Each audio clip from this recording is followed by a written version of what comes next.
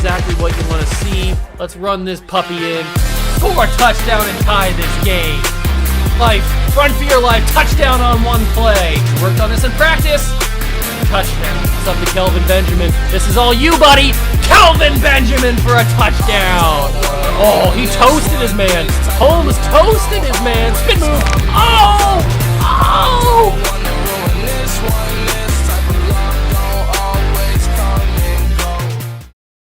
What's going on, guys? Welcome back to another video here on the Water Juice channel, and welcome back to some more preview / pregame for the Ohio State Buckeyes today against Purdue. That's right, the Buckeyes, the number 4 seeded Buckeyes. If the playoffs ended today, the Buckeyes would be in the playoffs.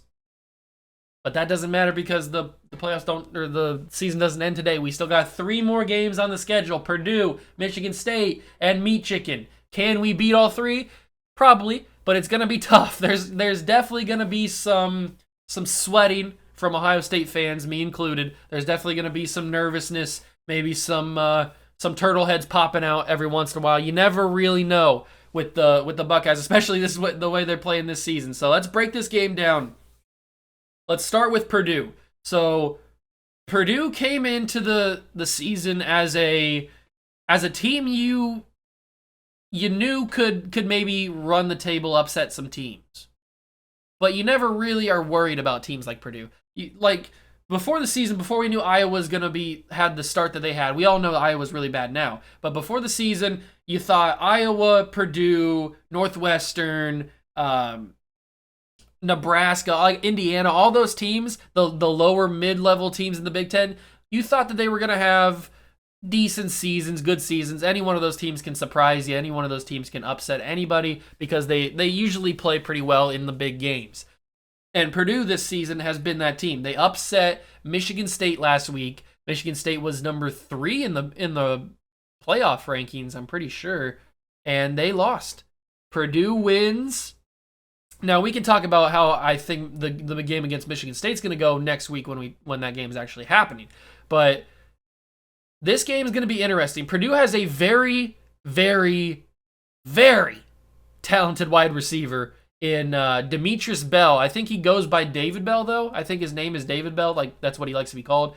So we'll refer to him as David Bell. But David Bell is a demon. There's not really much more you can say about it. We talk about all the time how Ohio State has the best wide receiver room in the country, and they do. Chris Olave, Garrett Wilson, Jackson Smith and Jigba, Marvin Harrison Jr., Julian Fleming. I mean, the list goes on and on and on and on and on. So Emeka Egbuka, you don't even have to mention him. So we talk about all the time how Ohio State has the best wide receiver room in the country, but if we're talking top 10 wide receivers in the Big Ten, maybe even top 5 wide receivers in the Big Ten. You got the Buckeye 3. You've got probably the let me think of wide receivers in the Big Ten. Actually, you know what? You got the Buckeye 3, and then you probably have David Bell. He's probably in the top 4 of best wide receivers. He's definitely top 5. So this guy is scary. The only real concern for the Purdue offense is their quarterback. Now, we know that he threw for almost 500 yards against Michigan State, but that's because Michigan State's defense did not come to play. They have not been good really at all this season. They struggled against Indiana. They struggled against Nebraska. Now, the Buckeye defense has had its fair share of questions as well. We won't forget about that. We won't forget about the Tulsa game where they put up 500 yards of total offense. And the Oregon game, obviously, where we lost. But this defense has been playing better. The only concern I have with this Buckeye team is the sloppiness that they've been playing. So let's get straight into that. I know my thoughts, I'm rambling a lot because I'm going to different places. My thoughts are all over the place because I have a lot of stuff to say. I'm trying to say it. Okay, so let's focus on the Buckeye offense. So CJ Stroud has been good this season. He has been really, really good this season. But he has shown some concerns to me, and we talk about this every week. CJ Stroud in many games this season has had 10 yards of space, 15 yards of space, room to pick up a first down, and he doesn't take it. He doesn't run. And CJ came out this week and he said, I throw the football for a living. If I was going to run the ball, I'd be a running back, but I throw the football for a living. So you can take that however you want to take it. I personally take it as, CJ, you're not understanding the concept of running the ball. Like, I'm not asking CJ, I'm not expecting CJ to run the ball 20 times a game like Lamar Jackson or like JT Barrett did at Ohio State. I'm not expecting him to be a bulldozer. I'm not expecting him to run on every play. I don't want that. I actually don't want that from him, because that's what held back the Buckeye offense with JT Barrett. That, and because he struggled to throw the football. But still, that's a whole different thing. The problem I have with CJ is he has opportunities to advance the ball, get the first downs, and he doesn't take it. He either steps out of bounds and takes a loss, or throws it, gets it picked off or incomplete or whatever. Like, I understand that he trusts his arm, and I trust his arm too. But we talk about this all the time. When you have a running quarterback, the threat of the run opens up the pass game. Now, he says, I throw the football for a living. Well, CJ, let you in on a little secret.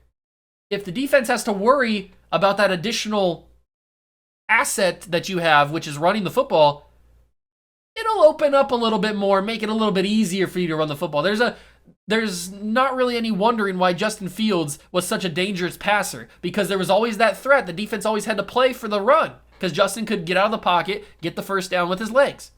Same with Terrell Pryor, same with Troy Smith, same with JT Barrett, same with Cardale Jones even. Cardale Jones did that. Now, not a lot, but he did it. Now, Dwayne Haskins was not a running quarterback. He even ran for a couple first downs in his one season at Ohio State.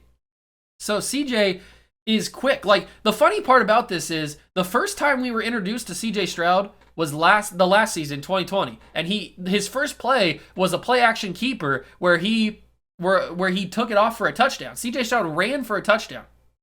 So I'm so confused, because I don't know if he understands. Maybe he does understand, he just doesn't care. Maybe he thinks his arm is that good, that he's that confident that he can beat any team with his arm. He doesn't need to beat anybody with his legs. But it would make it so much easier for this offense to flow and to make big plays happen if the defense has to respect the run game, not just with Travion Henderson or Mayan Williams or Master Teague, but with the threat of CJ Stroud. It would make it so much easier. And it doesn't seem like I'm not asking him to run, like I said, I'm not asking him to run 20, 30 times a game. Just when you escape the pocket and you have 5 yards of space and you need 6 or 7 yards to get a first down, you take it. You don't have to bulldoze the incoming defender. You can slide. You can get out of bounds. You can just duck and just drop to the ground like a sack of potatoes. You don't have to fight for the extra yardage. I'm not asking you to be a running back. I'm not asking you to be Cam Newton out here. I'm just asking you to extend the plays and help the offense out, because Ryan Day is struggling these past couple of games to call plays, because I feel like he feels that CJ Stroud does not want to run the football. They don't even want to recommend that CJ runs the football. So then it's just forcing him to pass it 50 times a game, 60 times a game. And that's when you start to get in trouble, because then the defense doesn't respect the run, and then they can shut down Travion Henderson. They can shut down Mayan Williams. They can shut down Master Teague. They can shut down all this other stuff. And they can shut down the screen passes to Garrett Wilson or to Jackson Smith-Njigba or to Chris Olave, because they don't expect anything else except for a pass. So it just limits what the Buckeye offense can do. It's not really tapping into the full potential of what this offense can do because of this whole CJ not running thing. And I feel like when we get into these big games against Michigan State, against Michigan, against one of the playoff teams, whether it be Alabama or Georgia or Oklahoma or Oregon or whoever it may be that's in the playoffs, it's gonna come back to bite us, and I just don't want that to happen. I don't want CJ not running to be the reason why we don't win a championship. So that's my feelings on the whole CJ Stroud not running the football thing. This Purdue team, I don't think is very good. They're definitely, the weird thing is, I feel like they're better than Nebraska, and Nebraska almost beat the Buckeyes. It took some craziness to happen at the end of that Buckeye game for them to beat Nebraska. And I feel like Purdue is better than Nebraska. I still don't think that Purdue's that great. I think this is going to be a Buckeye victory, but it's definitely not going to be without its scary moments. It's definitely not going to be without its pressure situations. I definitely don't think this is going to be a blowout by any means. I definitely don't think this is going to be a comfortable Buckeye victory. I think this is going to come down to, is Ryan Day the better play caller than Jeff Brom? is CJ Stroud a better thrower than McConnell or O'Connell, whatever his name is, the quarterback for Purdue? Is Chris Olave, Garrett Wilson, Jackson Smith, and Jigba better than David Bell? That's what it's going to come down to, because I think both of these defenses, both Purdue and Buckeye in the Buckeye defense, are both kind of lackluster, both kind of bad. Denzel Burke, by the way, is a shutdown corner. He is a true number one corner, and he's just a freshman. We've still got 2 more seasons of Denzel Burke. He is a lockdown corner. So nobody gets by him. So if he's put on David Bell, I will feel a lot more comfortable. But we don't know if that's going to be the matchup. I would assume that's going to be the matchup. I'm not sure how good the Purdue running game is. I don't think it's that great, but I personally don't know. So I'm going to give this a score of Ohio State 35, Purdue 27. That's my score. I think it's going to be in that kind of mid-range scoring thing. I feel like the Buckeyes will get the victory, and it's not going to be a super comfortable victory, but it'll still be a good enough one. And I want to get out of the realm of the Buckeyes of always say, I've said this for the past 2 weeks, the Buckeyes just need to survive. When you're Ohio State, you should never have the worry about surviving a game. That's not where the Ohio State is. It's just facts. So I don't want to be feeling like that in the fourth quarter, down by 7 or up by 7 with Purdue pushing. Like I don't want to feel like that. I don't want to have to worry about if the Buckeyes are going to survive or not.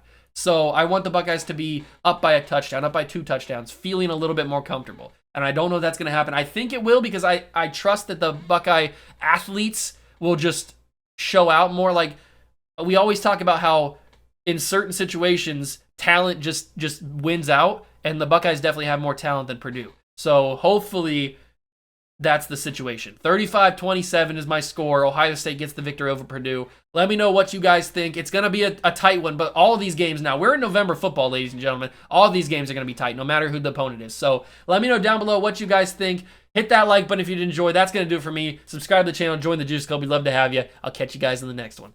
Peace.